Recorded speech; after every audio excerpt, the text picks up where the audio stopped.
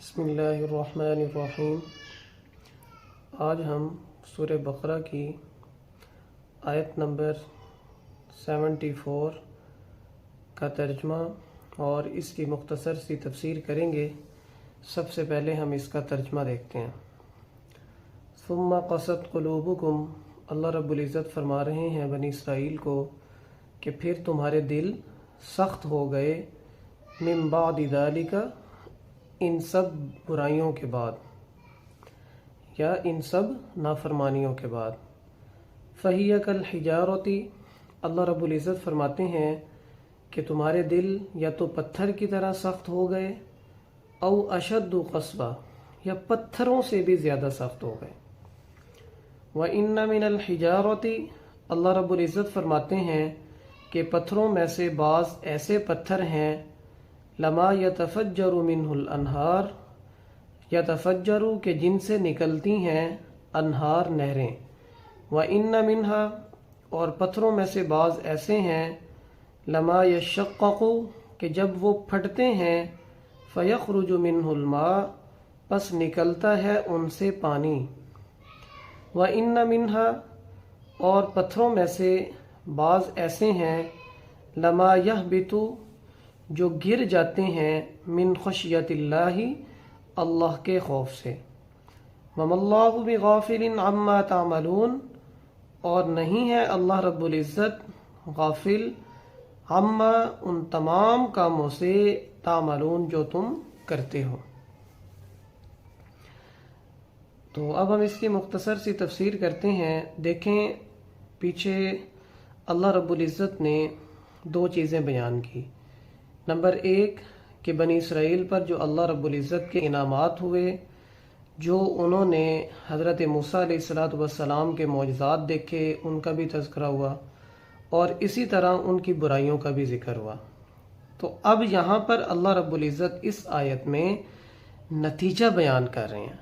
وہ نتیجہ کیا بیان کر رہے ہیں کہ جتنی انہوں نے اللہ رب العزت کی نشانیاں دیکھی، پہلے چیز کا تذکرہ کہ اور جو اللہ کے ان پر انعامات ہوئے، یعنی فرعون سے نجات، پھر سمندر کے اندر 12 راستے بنانا، پھر من و سلوہ، پھر ان کے لیے پانی کا انتظام کرنا، 12 چشمے نکالنا، تو اللہ رب العزت فرما رہے ہیں کہ ان تمام نعمتوں کا نتیجہ تو یہ ہونا چاہیے تھا کہ ان کا دل نرم ہوتا اور یہ اللہ رب العزت کی طرف متوجہ ہوتے اور یہ اللہ کے فرما بردار بندے بنتے۔ اللہ فرماتے ہیں کہ ایسا نہیں ہوا، بلکہ ان تمام یعنی نعمتوں کے باوجود اور ان تمام معجزات کو دیکھنے کے باوجود انہوں نے اللہ کی نافرمانی کی اور انہوں نے برائیاں کی۔ برائیاں کچھ اللہ رب العزت نے پیچھے بھی ذکر کی، مثال کے طور پر جو بچڑے کی عبادت کرنے لگ گئے، ٹھیک ہے، انبیاء کا قتل کیا انہوں نے، اور اس کے علاوہ اور بھی بہت ساری نافرمانیاں تھیں کہ یعنی اللہ نے ان کو کہا کہ تم نے ہفتے کے دن جو ہے شکار نہیں کرنا، وہ نافرمانی کی، یعنی تورات پر انہوں نے عمل نہیں کیا، جو اللہ نے تورات میں قانون بتائے ان تمام کی خلاف ورزی کی۔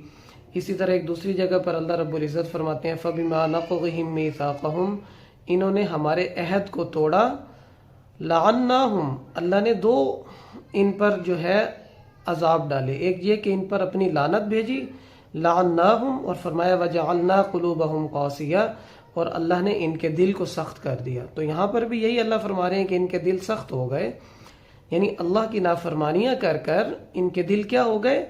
سخت ہو گئے، ٹھیک ہے۔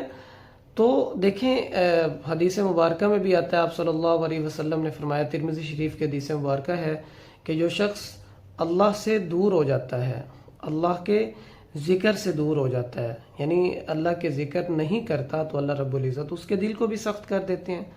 اسی طرح ایک شخص آپ صلی اللہ علیہ وسلم کے پاس آیا، اس نے کہا کہ یا رسول اللہ صلی اللہ علیہ وسلم، میرا دل سخت ہے، مجھے کوئی ایسا نسخہ بتائیں، عمل بتائیں جس سے میرا دل اللہ رب العزت نرم کر دیں۔ آپ نے فرمایا کہ نیک اعمال کی کثرت کرو اور اللہ کے راستے میں صدقہ کرو، مسکینوں، یتیموں، بیواؤں کی کیا کرو؟ مدد کرو، تو اس سے کیا اللہ رب العزت تمہارے دل کو کیا کر دیں گے؟ نرم کر دیں گے۔ تو ان تمام چیزوں سے پتہ چلا کہ جب ہم اللہ کا ذکر کرتے ہیں، نیک اعمال کرتے ہیں، اللہ کے نیک بندے بنتے ہیں، فرما بردار بندے بنتے ہیں، تو اللہ رب العزت دلوں کو نرم کرتے ہیں، اور جب ہم برائیاں کرتے ہیں، گناہ کرتے ہیں، تو پھر اللہ رب العزت جو ہے ہمارے دل کو سخت کر دیتے ہیں، اور ہمارے اوپر یعنی ہمارے دلوں پر کوئی نیکی کی بات کا اثر نہیں ہوتا. ٹھیک ہے.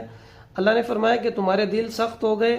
کتنے سخت ہو گئے بنی اسرائیل کو؟ فرمایا فَهِيَ كَالْحِجَارَةِ، یا تو پتھروں کے برابر سخت ہو گئے یا ان سے بھی زیادہ سخت.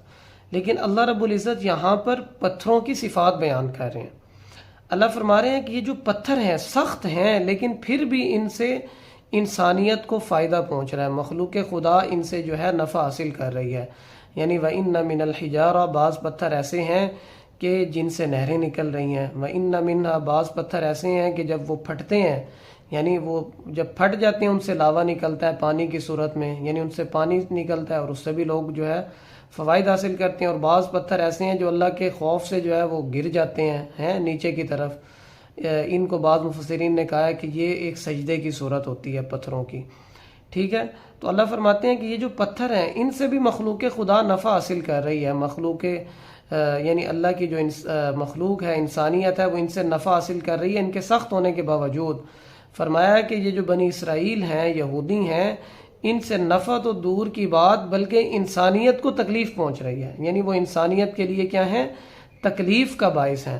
ٹھیک ہے. اور آج دیکھ لیں کہ اس وقت جو ہے پوری دنیا کے اندر جو شیطانیت کا ثبوت دے رہے ہیں وہ یہودی دے رہے ہیں. یعنی پوری دنیا میں اس وقت لڑائی کا، جنگ کا جو سبب ہے، یا مسلمانوں پر جتنا بھی وہ جو ہے ظلم ڈھا رہے ہیں غزہ میں یا دوسری جگہ پر، دوسرے جتنے بھی مسلم ممالک ہیں ان پر جو وہ بمباری کر رہے ہیں، تو یہ سارا ان کا یعنی یہ جو اللہ نے فرمایا کہ وہ کیا ہے، ایک شیطان قوم ہے اور وہ انسانیت کے لیے جو ہے نقصان دہ ہے. اللہ نے فرمایا وَمَا اللَّهُ بِغَافِلٍ عَمَّا تَعْمَلُونَ، اللہ نہیں ہے غافل جو کچھ تم عمل کر رہے ہو. ٹھیک ہے. وَمَا عَلَيْنَا إِلَّا الْبَلَاغُ.